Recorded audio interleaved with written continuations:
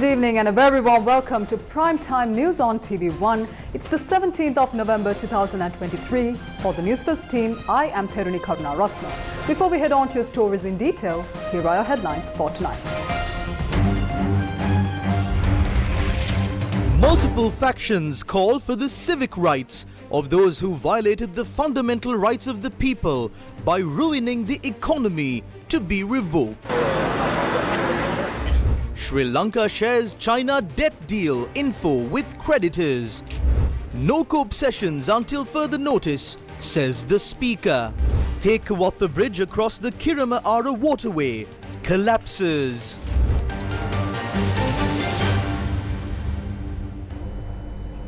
On to those stories in detail now. Students attached to the University of Visual and Performing Arts protested, citing several demands.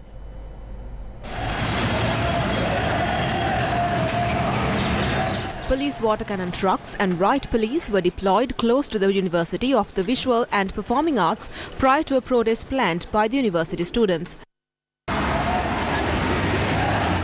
The university students proceeded from the university premises to the main gate, demanding the Mahapala scholarship and a solution to the hostel issue.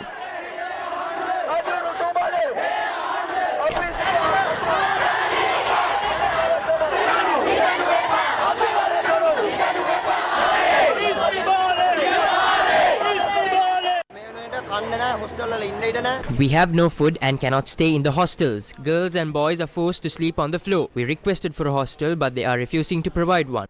The entire campus has 2 hostels while there are 5 batches in the university. The budget proposes to open a new university. First, they must solve the existing issues in the universities. There are second-year students who have not received the Mahapala scholarship allowance. Some first-year students have not been added to the list. This issue does not exist in the University of the Visual and Performing Arts alone. We see this as an attempt by the government to dismantle the entire public university system. Following the protest march at the main gate, the students dispersed.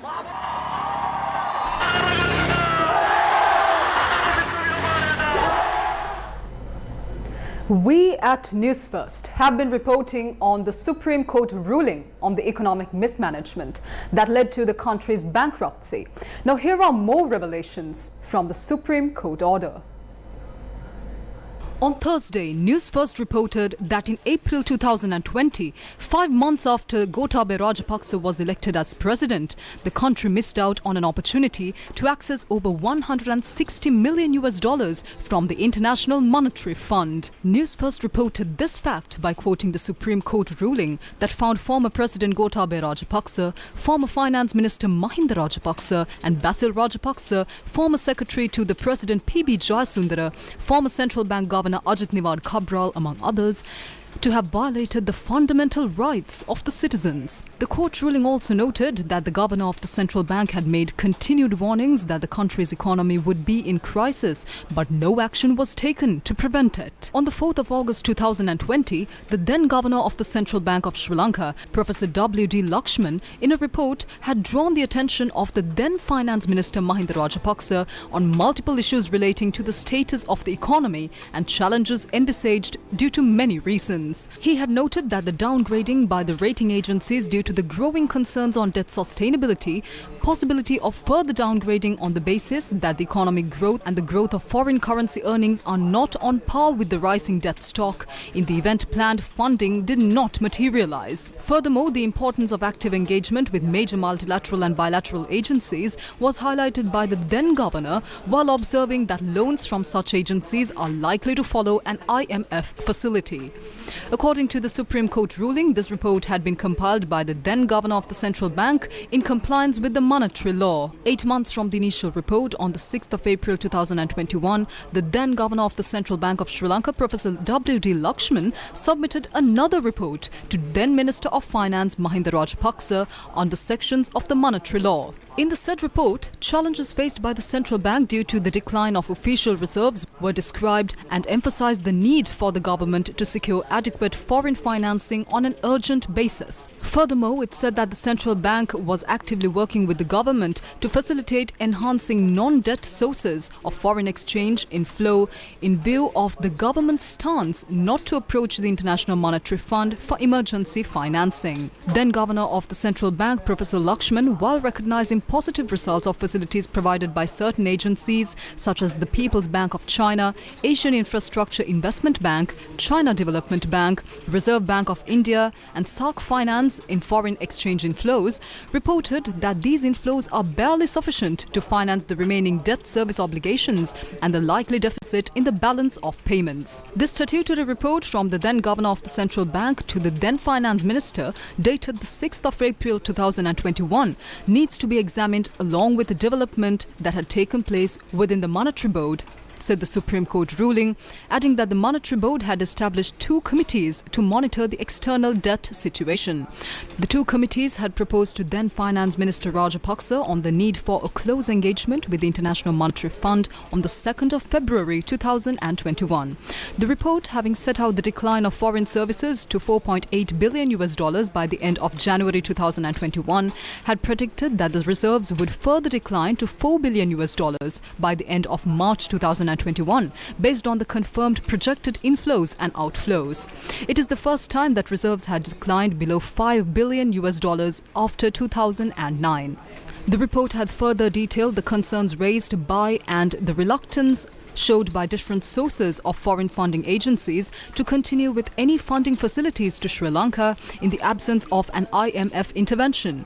Against this backdrop, Mahinda Rajapaksa was replaced by Basil Rajapaksa as the country's finance minister. The next report to then Finance Minister Basil Rajapaksa by the then Central Bank Governor Professor W.D. Lakshman on the 14th of September 2021 repeatedly highlighted the warnings of an economic crisis. However, Basil Rajapaksa too had repeatedly rejected to secure the assistance from the IMF, noting that it was not the policy of the government. What did the authorities do without approaching the IMF while the country gradually went into bankruptcy? Details tomorrow. Opposition leader Sajid Premadasa called for the civic rights of all those who violated the fundamental rights of the people by mismanaging the economy be revoked. The process to revoke the civic rights can commence via a special presidential commission. It can be done by the president alone. I propose that the president do so for the benefit of the 22 million people.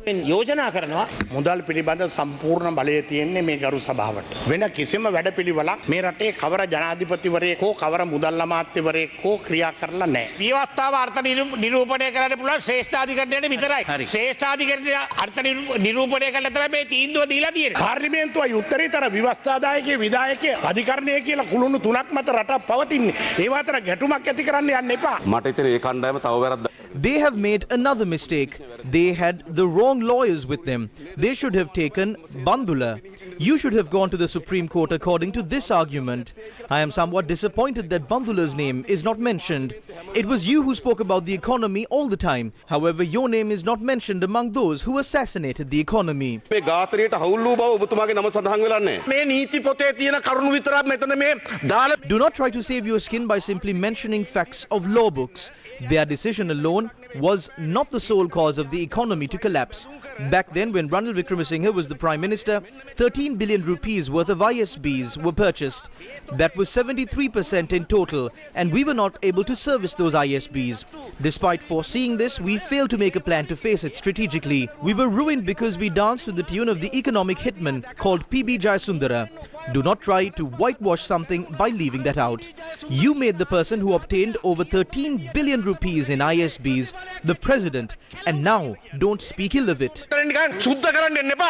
ස්වෛරී බැඳුම් කර බිලියන 13කට වඩා ගත්තු කෙනාව ජනාධිපති කරගෙන නඩු තීන්දුවෙන් ඌය වුණා කිව්වට වැඩක් නෑ මහත්තයෝ. මේ නඩුවට නීතිඥ. It would have been wise if I appeared as counsel in that case. I entered law school in the first year and did not follow through. I regret it. This is a very deep subject. The Supreme Court delivered a ruling to release the Exchange Control Act by disregarding all our submissions. One reason for the crisis is that when the foreign reserves fluctuated, it affected the treasury bills. Our reserves dropped to zero. So can you tell me if the Supreme Court is also responsible? අනිත් තිබුණ විදේශ විනිමය ඔක්කොම අරන් ගියා. අපේ සංචිත බිඳුවට හිතුණා. එතකොට එහෙනම් මට කියන්න පුළුවන් ද ඒකට වග කියන්න ඕනේ ශ්‍රේෂ්ඨාධිකරණය කියලා. Vimal Veeravansa spoke about economic hitmen. I don't know where I should start laughing from. The people still remember how you canvassed for the victory of these people. Remember it properly and laugh. We did a certain task to bring them into power. We did not remain idle as well. Hareen Fernando, who worked to ruin the Rajapaksas and the SLPP rule, went to the other side as soon as Ranil Wickremesinghe got power. Hareen Fernandola මෙන්න બોලේ රනිල් වික්‍රමසිංහ අතර බලය ගිය ගමන් කොවගේ අර පැත්තට ගිහින් වාඩි වෙලා 89 රජයේ දේපල ගිනි තියපුවා කෝච්චි බස් ගිනි තියපුවා මිනි මරපුවා කප්පන් ගාපුවා ඒ වගේ වත් මේ නඩුවට තමයි මේක කියන්න ඕනේ මම කිව්වා හරින් Fernando I said that Hareen Fernando obtained a position after Ranil Wickremesinghe became president. He took up that post from Gotabaya Rajapaksa, who he claimed was a person who can do nothing. නැතිතුමාගේ අති කවුද රට බංකොලොත් කරාට වගකීම යුත්තේ 2003 අංක 3 දරන මූල්‍ය කළමනාකරන වගකීම් පනත කඩා දැමීමට සම්බන්ධ වෙච්ච සියලු දෙනා Who should be responsible for leading this country to bankruptcy? All those were party to doing away with the Fiscal Management Responsibility Act number 3 of 2003 should seek forgiveness. Ranil Wickremesinghe is also taking forward the program of Gotabaya Rajapaksa that was deemed wrong by the court. If we must ask for forgiveness, shouldn't the others do so as well? Why can't the others also seek forgiveness? When we tried to go for the IMF program, Vimal Veeravansa and Udaya Gammanpilla were against it. Ramesh Pathirana and Vasudeva Nanayakkara were not in the cabinet for even a day. They were ready to leave if we approach the IMF. If the budget is passed, we will get the second IMF tranche. We must respect the ruling of the court. We also do not accept it. So the Supreme Court should also be held responsible. දෙවෙනි වාරිකේ ලැබෙන්න තාම දෙවෙනි වාරිකේ ලැබිලා නැහැ. දෙවෙනි වාරිකේ ලැබෙන්නේ මේ අයවැය සම්මත වුණාට පස්සේ. දැන් උසාවියක් තීන්දුව දෙන්නේ අපි උසාවි තීන්දුවට ගරු කරනවා. The anti-corruption force visited the president's office to hand over a letter requesting the termination of civil rights of all respondents named in the Supreme Court verdict that ruled that wrong economic management from 2019 to 2022 violated the fundamental rights of the citizens. Some of them continue to survive on the taxpayers' money. 2 ex-presidents continue to receive their pensions, official housing, fuel for vehicles, telephone payments, security and security convoys. Their residences are maintained with taxpayers' money. Ajit Niwad Cabral was serving as the central bank governor, and he introduced a new act to increase his pension payments. He then led the country's economy into brink of destruction. Those who ruin the economy continue to be maintained by the taxpayer. They have no moral or legal right to be further maintained by the taxpayer.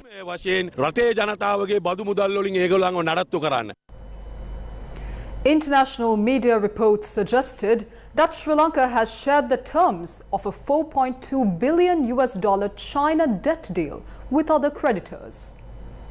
Bloomberg, quoting Sri Lanka's central bank chief, reported that the government has shared the term of a $4.2 billion China debt deal with other creditors, a key sticking point with countries like India, paving the way for more loans from the International Monetary Fund. Central Bank Governor Dr. Nandalal Veerasinghe has said he hopes the official creditors committee, which is led by Japan, India and the Paris Club of Nations, will now propose an agreement to restructure Sri Lanka's debt. He expects that this will allow the IMF to approve a payout of $330 million before the end of the year. Sri Lanka is trying to reach a debt restructuring agreement with the bilateral creditors and bondholders to allow it to keep receiving funds under a $3 billion bailout package with the IMF. That would help to further stabilize the economy after the worst crisis in 7 decades last year forced the nation to default on its debt for the first time in history. Today, our country's economy is suffering due to the failure to make the right decisions at the right time. Just like the economy, even the critical infrastructure in our country are in imminent danger and will face destruction if not properly maintained. Today, a large number of lives were put at risk due to an accident that occurred as a result of ignoring the demands made by the people.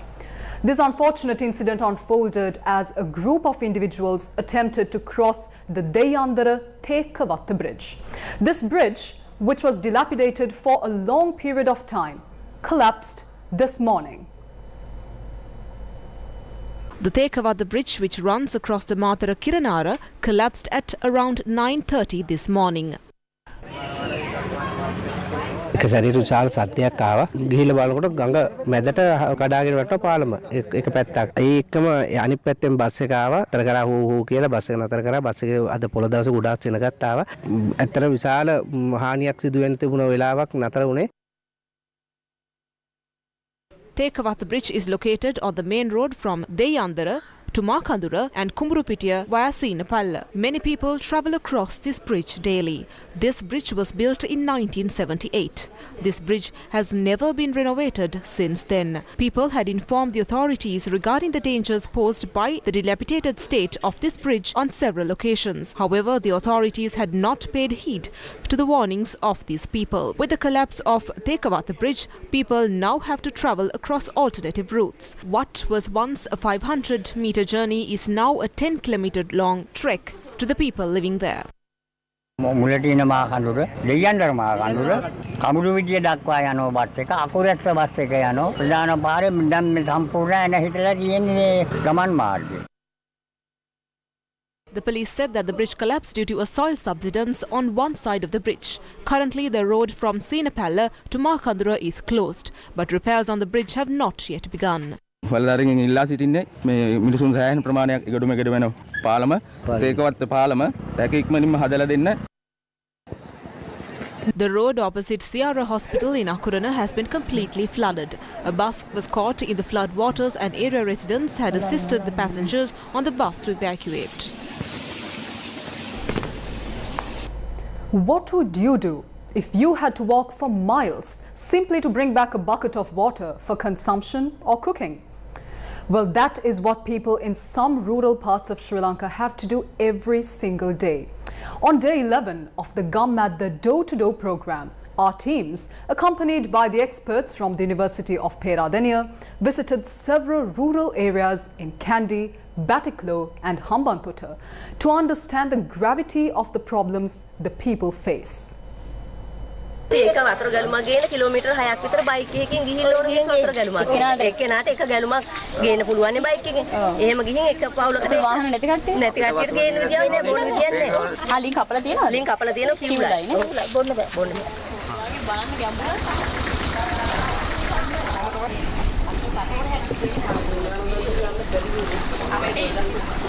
සනවරණා ගම අපි දැන් ගොවිතැන් කරනවා තැන කාලයක් ඉඳන් අපිට වගාව උගුඩ කරගන්නත් බෑ මේ වර්ෂා කාලයටයි කොහොමද පාරවල් යටේනවා දැන් අවුරුදු ගාණක් ඉඳන් මේ පාරවල් හැදිලා නැහැ හදන්න උදව් කරන්නේ නැහැ කවුරුත් ඉන්නේ නැහැ අනික අපිට බොන්න වතුර ටිකක් නැහැ මේකේ අපි අර බැරල් වලින් ගේන්න උඩට ගිහිල්ලා.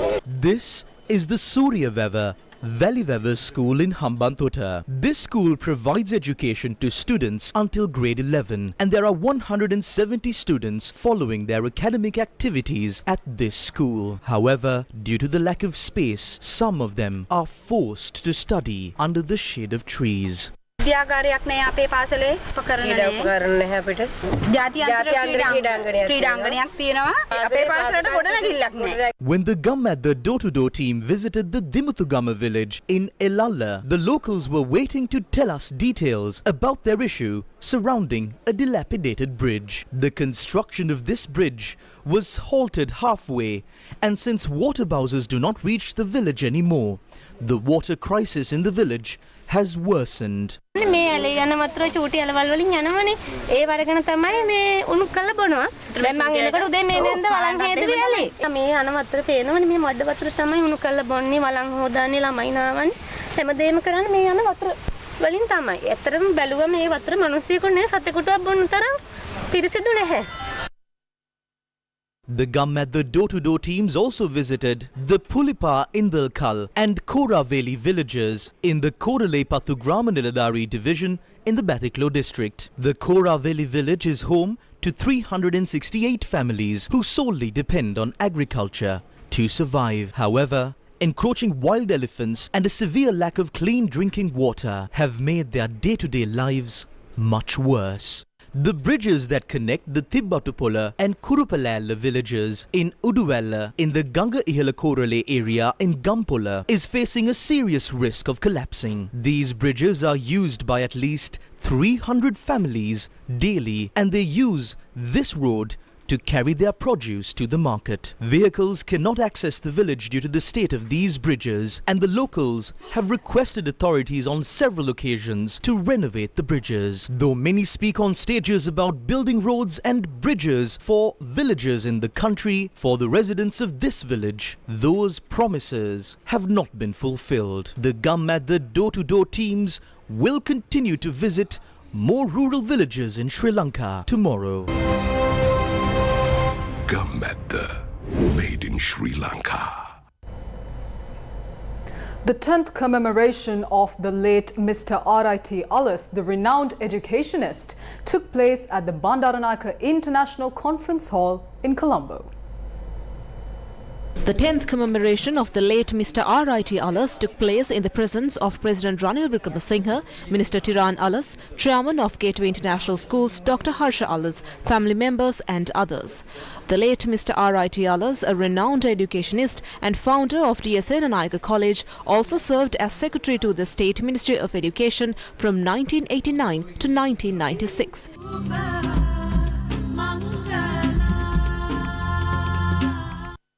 Speaking at the commemoration event, President Ranil Wickremesinghe commented on the plans to expand higher education opportunities in Sri Lanka. නිදහස් අධ්‍යාපනය කියන්නේ මොකක්ද? සමහරු කියනවා නිදහස් අධ්‍යාපනය කියන්නේ මුදල් දෙන එක විශ්වවිද්‍යාලයට. According to some, free education is funding the universities, but that is not the case in other countries. In other countries, the students are given money or loans to engage in education. Then the student has the right to select the subjects as well as the university that he or she prefers. In Sri Lanka, the provisions are selected by the Commission. We too need to look at opportunities for the students. Be it funding the university or the student, it is still free education. No one should stall their higher education due to money.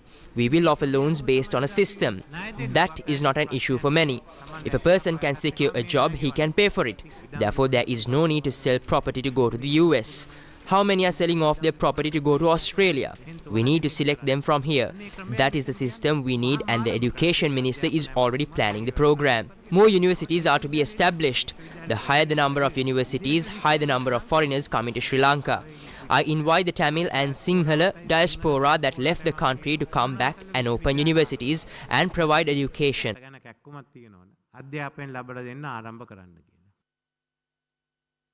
At the 10th commemoration of the late Mr. R.I.T. Ullis, the President launched the autobiography, My Path. As a symbolic gesture, he presented the book to 10 principals.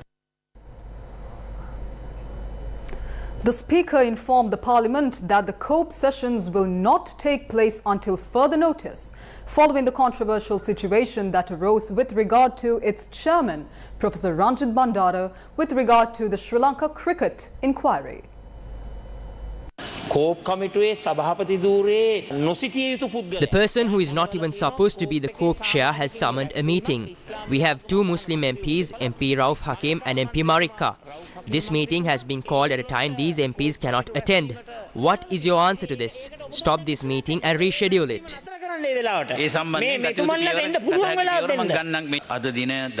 The meeting which was scheduled to take place at 1 p.m. today will not be held, and further meetings of the COPE will not be held until further notice. The meeting at 1 p.m. will not be held.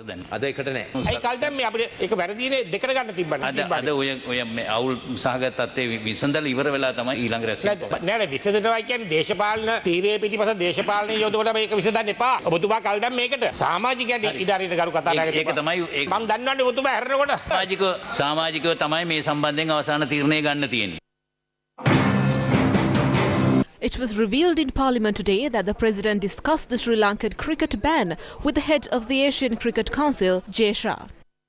Yesterday, the President spoke to Jay Shah in India over the phone. That is because today this has become a diplomatic issue.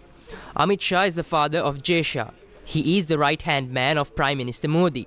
Now, this is not a political crisis, but an international and cricket crisis. The whole opposition is trying to benefit from this politically. If the ICC does not lift the ban, 800 were due to travel to Sri Lanka for the Under-19 World Cup, scheduled to be held in January.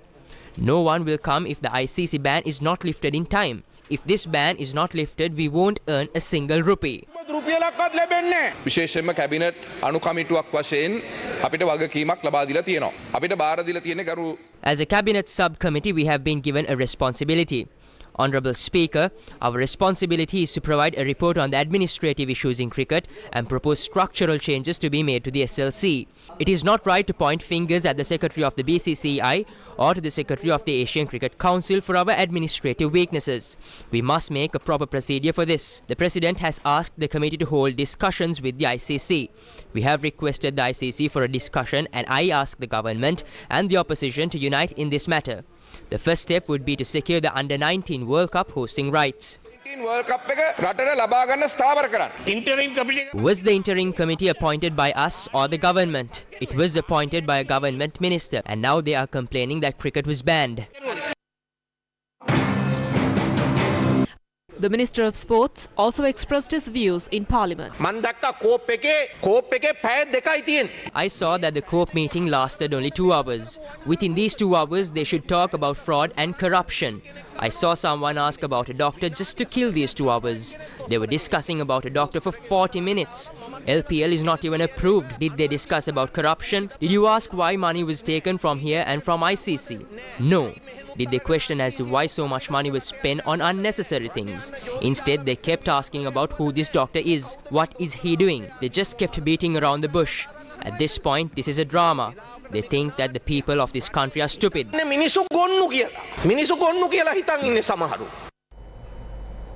Parliamentarian G.L. Pires questioned in Parliament about the allocation of 700 million rupees from the budget for the establishment of a National Jana Sabha Secretariat against a backdrop where the government claims that it does not have funds for a local government or provincial council election.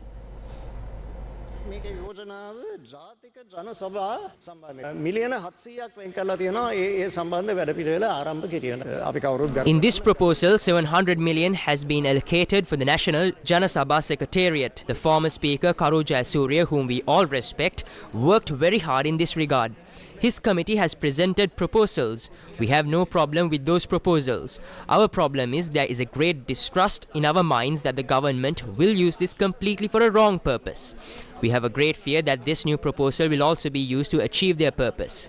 The Supreme Court has given an order to the Finance Minister and Finance Secretary to provide the funds for the Election Commission to call for an election. Now they have 700 million rupees set aside for a completely new institution. First act according to the Supreme Law of Sri Lanka and conduct the election.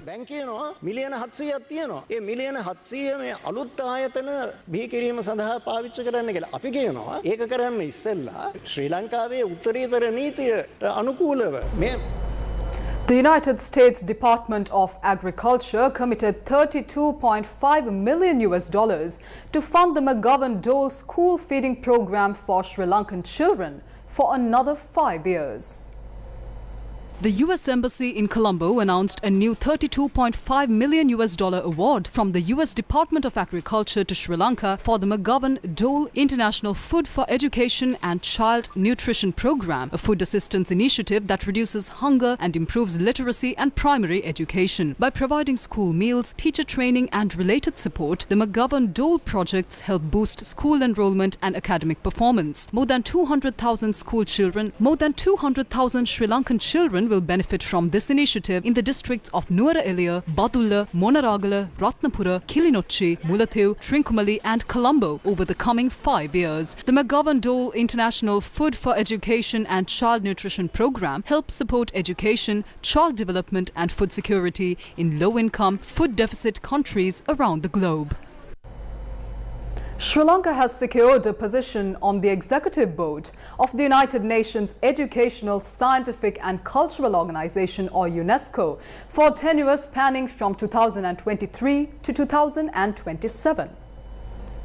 Sri Lanka was elected to the Executive Board of the United Nations Educational, Scientific and Cultural Organization for the term 2023-2027 during the 42nd General Conference of the Intergovernmental Organization on the 15th of November 2023 in Paris.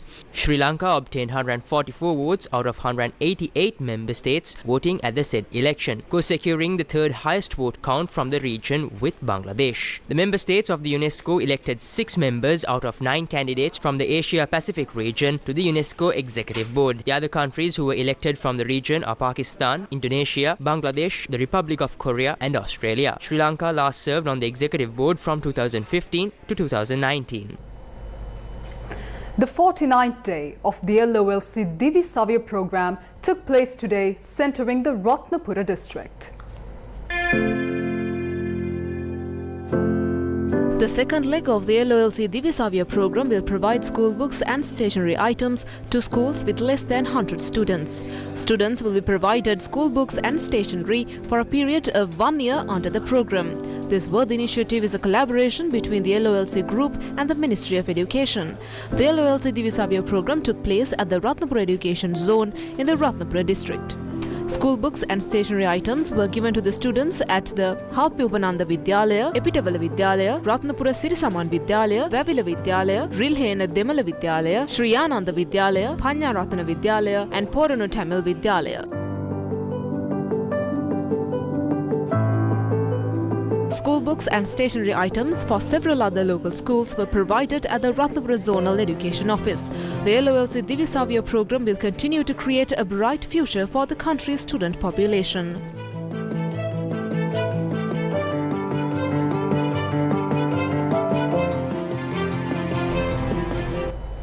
And with that, we conclude Primetime News for tonight. For the Newsfirst team, I'm Peruni Karunaratna. Thank you very much for watching. Take care and good night.